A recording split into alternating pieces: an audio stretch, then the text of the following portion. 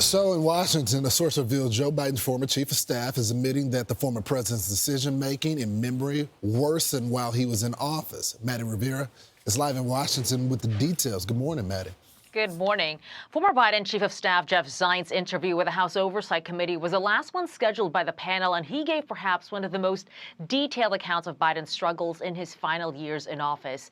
A personal familiar with the interview says Zients' decision, or rather Biden's decision-making slowed during the administration, and that decisions that once only needed 3 meetings eventually required a 4th. Zients also admitted that Biden's speech stumbles increased as he got older and that he had more trouble remembering dates and names as time went on. There were also talks with top White House aides about changing the president's schedule to accommodate his age. And then there was that infamous debate with President Trump. After that face-off, Zients suggested to Biden's physician at the time, Dr. Kevin O'Connor, that the president should undergo a full medical workup and implied that would include a cognitive exam. Zients did attribute Biden's performance to him having a cold and getting off track, which led to mental freezes, but he also noted he'd seen the president with a cold before and never saw him act that way. Here's House Oversight Chair James Comer talking about Zients' testimony. He admitted that, the debate was a disaster. He said that he thought the president should have had a cognitive test after the debate. But, we had other staffers that came in during the depositions and said that no one talked about that. So there's so many conflicting stories. This was his chief of staff. Zients was his chief of staff. We believe he was the main user of the Autopin. Zients also said Biden's son, Hunter, was involved in pardon discussions toward the end of his father's term. It's now up to Comer to announce more interview requests or other next steps. Lawrence, Ainsley, and Brian. All right. Thanks, Maddie. Clearly, there's no coordination because in the beginning, they all took the fifth. And now Jeff Zients, a man front and center at chief of staff, said, yeah, we were all there. We did notice. And how about this, Dr. O'Connor? Yeah. This guy was told, he goes, Jeff Zients says to him, I think he needs a cognitive test. He goes, we're going to look into that. Thanks for your advice. Jill Biden goes up and says he's going to need more rest, less meetings, and, easy with the information you give him. Stop letting him walk so much and not as many steps. That's not the way you lead the free world, I'm pretty sure. I always said, Ainsley, the first person that gives the full confession is going to be treated the best. Yeah. Just go ahead and get out there. We're getting revelations that the cabinet members can't get in touch with the president. Didn't you hear from certain staffers that they didn't have access? This guy is the only one that has told the truth. Does Kamala Harris say more in her book about what was really going on? This is so refreshing that someone's finally telling the truth, because the trust is gone with the Democratic Party. Zero because trust. We saw what was happening, and then they're denying it. And they're trying to, like Kamala Harris in her book originally denies, but then tries to maybe ease into it a little bit so that she's not completely ignoring it. Exactly, throwing him under the bus. Great phrase. But Jeff Zients, to do this yesterday, it was like, thank you. We already knew the truth, so thank you for telling us that he was worse. His memory was getting worse.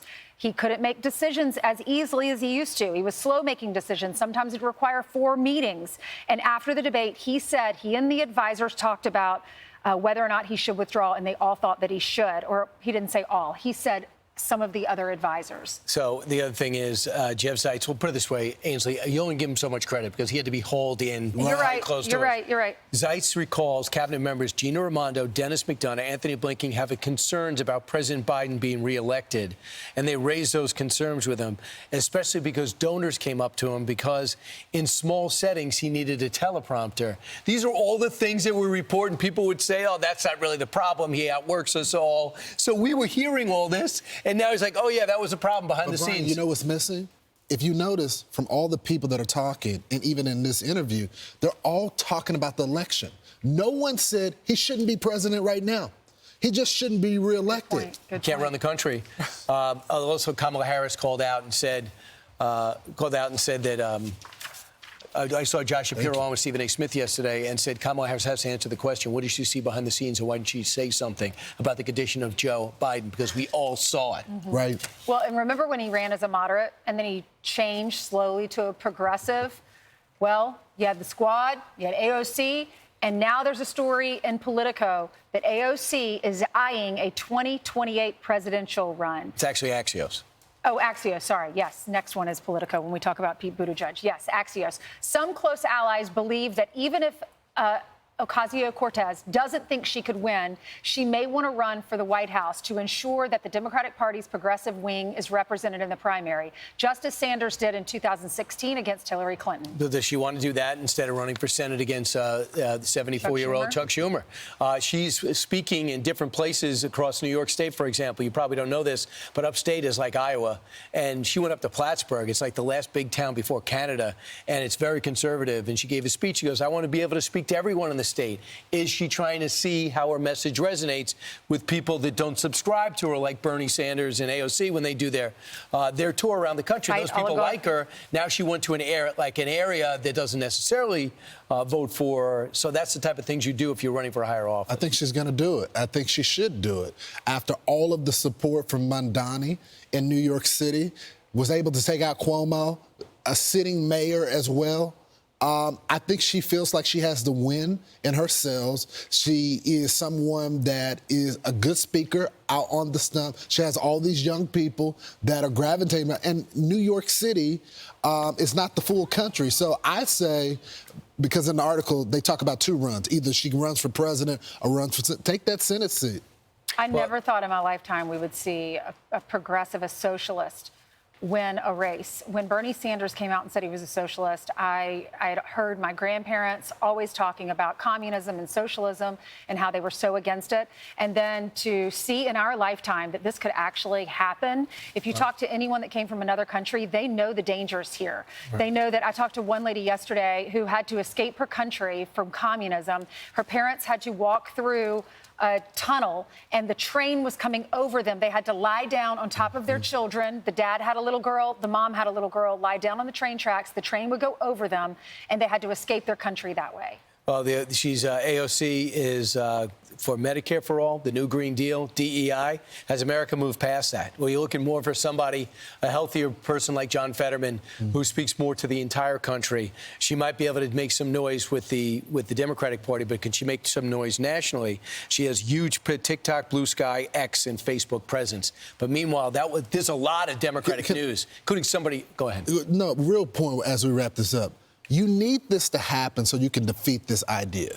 You need a full debate on the socialist stuff versus... The socialist was going to win twice until they put their hand on the scale. It's called Bernie Sanders. That is true. But when you have a J.D. Vance who came from nothing debating AOC, he's going to destroy it. When you have a Marco Rubio debating who family fled socialism in Cuba, that's going to get completely destroyed on a debate stage. Will Shapiro take them on first? Will Bashir take them on first? Will Buttigieg? Yeah. People love her, though. I mean, even people in the Queens has changed so much over the past years. People who used to live there loved it. It was a neighborhood. There was no crime. And it's changed completely. But yet they still keep putting her in office because she's progressive. She's a great speaker. She's traveling all over the country. I wouldn't be surprised if she did it. But the perfect example is Mamdani and Cuomo. Mamdani beat Cuomo, right? That happened in New York. Could something like that happen in New York State as a whole? Schumer running against a progressive, AOC. Would she be able to win that? And if she did, what does that say for the rest of the country? Would she go on to run for president? No, that's why Hakeem Jeffries, Gillibrand, Schumer don't endorse Mamdani because they know nationally it doesn't work. Even the fact that they delayed so much shows they know that's kryptonite for any party, because socialism/communism. I'm Steve Doocy. I'm Brian Kilmeade. And I'm Ainsley Earhart. And click here to subscribe to the Fox News YouTube page to catch our hottest interviews and most compelling analysis.